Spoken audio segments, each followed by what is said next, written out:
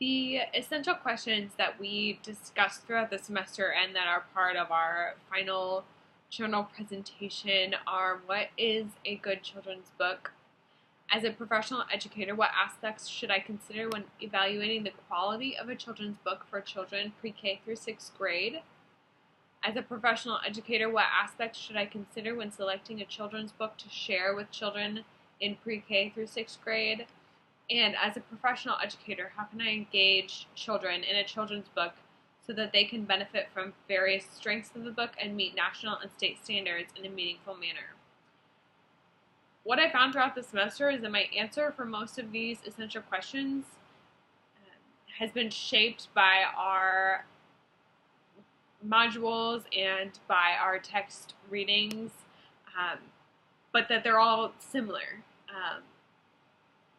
What I've learned and through my personal opinion is that a good children's book is one of both literary quality and that appeals to the personal taste of the reader. I'm not as certain on the educational aspect of the taste of the reader, and we didn't really discuss that much in depth, except in our taste versus quality chart and outcomes. But in my personal opinion, the taste of the reader is really important to what books we choose as educators for our classroom and for our children, because I believe in teaching to the child, not to the test. So as I was answering these questions more formally, I was definitely looking back at the aspects of quality literature as strong characters that are developed through the plot, accuracy in setting and in facts, the artistic quality of the illustrations, which is something that I have never considered before, but is really important. The actual artistic quality of the illustrations can either support the story or detract from it.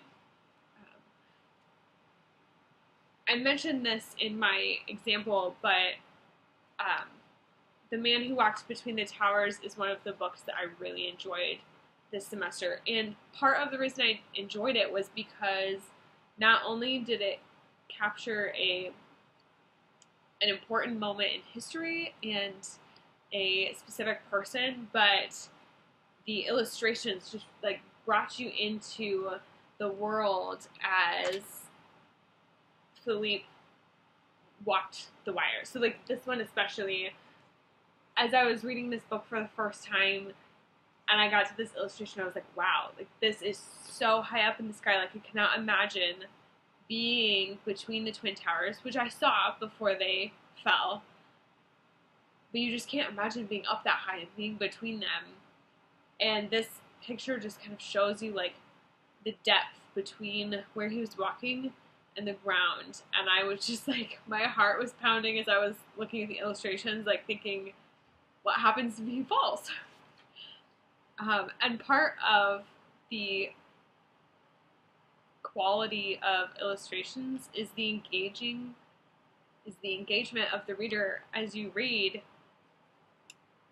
as these illustrations open and present you with a different view of the action. As he's walking, you're up there with him, and then you kind of see him from the building and see how far away he is and the distance between the two towers. So that was part of my evaluation of quality. For the description of what is a good children's book, I relied heavily on the taste versus quality chart as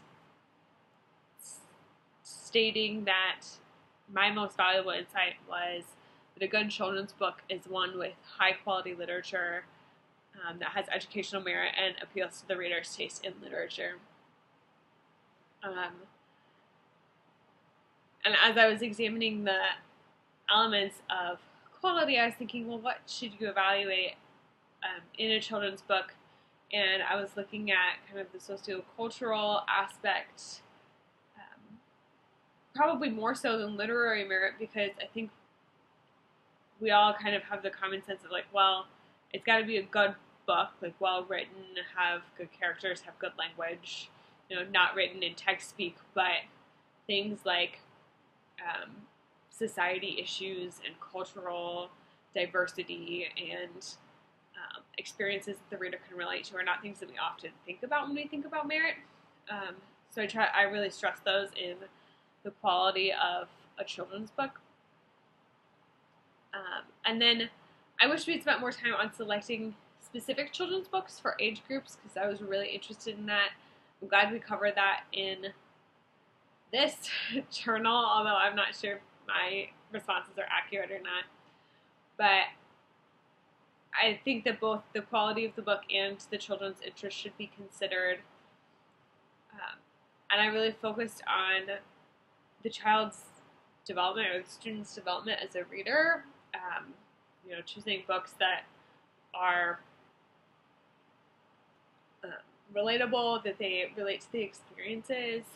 One of our learning team books was Wonder, which I now realize is sitting across the room and not right here with me, but this is a great book for children going into middle school, but wouldn't be a good children's book to select for kindergartners.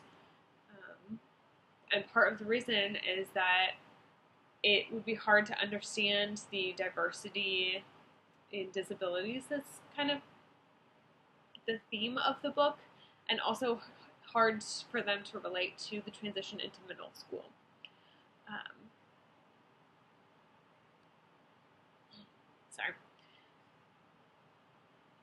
The last essential question was about meeting national and state standards, and I think I really got the most out of this essential question during this course. Learning about read-alouds and genre studies, which I didn't know anything about before. I think those two things are what I really took away as my biggest insight, because I really had no previous knowledge about them, and learned a lot about them. And I think using read-alouds to kind of guide children's reading is a great idea.